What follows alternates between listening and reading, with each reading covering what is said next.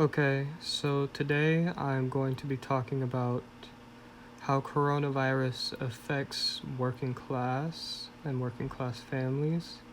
I'll primarily be focusing on the economic repercussions of the coronavirus and or getting sick with the coronavirus.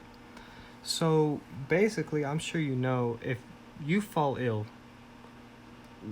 and you're unable to work, many employers will simply lay you off if you take too many days after work. Or let's say you get ill and somebody else has to come and help you, like your husband or your wife. If they take too many sick days off of work, they may also get fired and deprive you of your much needed money for that month.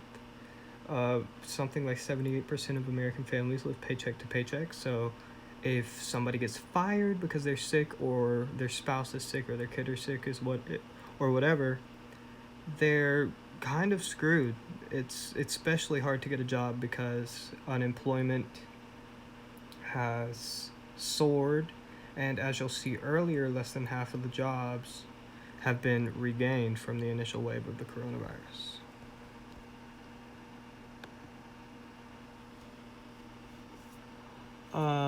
Many people may also be unable to get a job, as I said earlier, due to the coronavirus, due to everybody looking for a job, due to the massive amounts of people getting sick, due to businesses going bankrupt and going out of business, etc. But you may be able to get supported by, let's say, another family member or your husband or your wife. But let's say they get sick or you get sick and they have to take care of you. As I said earlier, they could easily get fired because of that. So it's hard to get a job. You can easily get fired if you fall ill. Let's say you're working a job as like a cashier. You could very easily get sick because you're interacting with hundreds of people on a daily basis, or at least tens of people. And if so, you would obviously need a monthly stimulus, or at least some sort of stimulus to keep you afloat. As you probably know, the government is not giving anybody stimuluses, or at least stimuluses very often. Not even the Democrats, now that they control the entire government. I'm pretty sure they scrapped the third stimulus plan, or the fourth stimulus plan, or whatever. Alright. So many families would need anywhere from $20,000 to $50,000 to stay afloat. It would basically have to be near their paycheck or close to their paycheck, some sort of universal basic income, in order to make sure that they have enough necessities to survive and enough money to pay their bills. However, as I said earlier, the government pretty much just doesn't want to do this. But the wealthy, ever since the government pretty much bailed out the stock market, have been actually doing pretty well. The stock market has soared, and many upper class and or upper middle class people have been living in relative comfort and a certain amount of job safety due to this. However, the lower classes are kind of left in the dust. So, yeah, this is what I was going to touch on earlier, the current unemployment problem and lack of jobs due to the coronavirus and due to the economic impact that caused. As you know, if you don't have a job, you can't really support yourself that well, especially since the government is refusing to give out monthly stimuluses, and it's already hard to get on unemployment due to the massive amount of people registering for it. Jobs are mostly back for the higher wage earners, people who make a lot of money, upper class, upper middle class.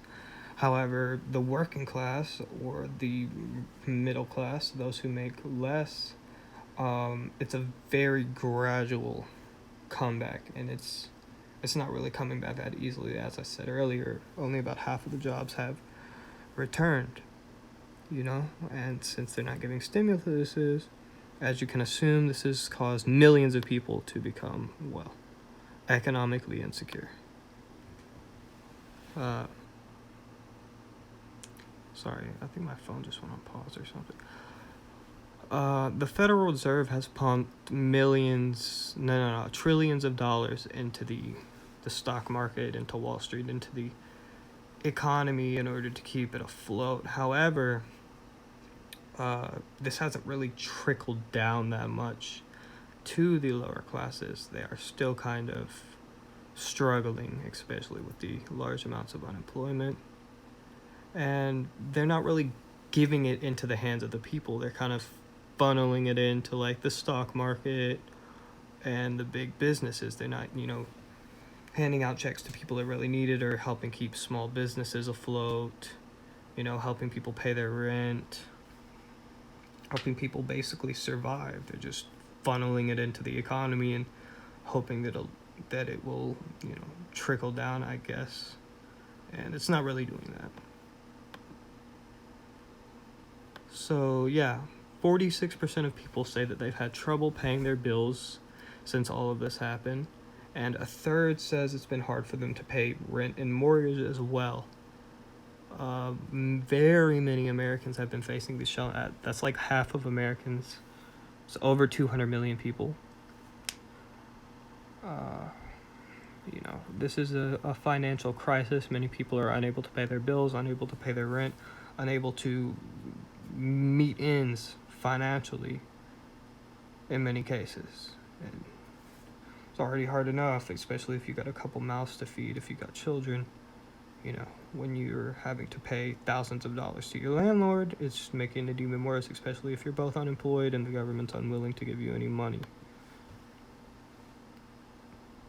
All of this has actually been causing a greater mental health crisis. Many other Western countries have actually been supporting their citizens with a monthly stimulus or helping them out more. As you can assume, if you're incredibly financially insecure, you don't have enough money and you're constantly stressed out every day, if you're going to be able to put food in your mouth or your children's mouths or both, or be able to make ends meet or be able to pay your bills, obviously, you're going to have mental health issues, or at least it's going to cause you a great deal of stress and anxiety, which can lead to lower mental health.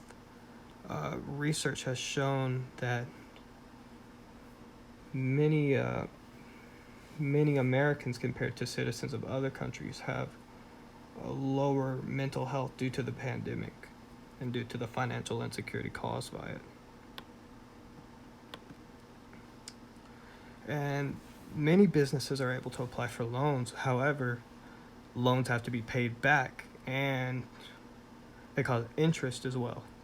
Loans aren't the same as just getting a stimulus check for the government. So you're getting a short-term fix. It's like putting a Band-Aid on a giant crack in the wall. It's not really going to help. In fact, it may even exacerbate your financial problems. So that's another reason why a stimulus would be necessary for all of this. So as you can assume, many small businesses that support the working class and or are owned by working class people are having trouble to stay afloat. Many working class families are suffering from mental health issues, are unable to make ends meet, are suffering massive amounts of unemployment. Overall, it's just a massive problem. Here's my sources. I got 4 sources. There, you can read them if you want.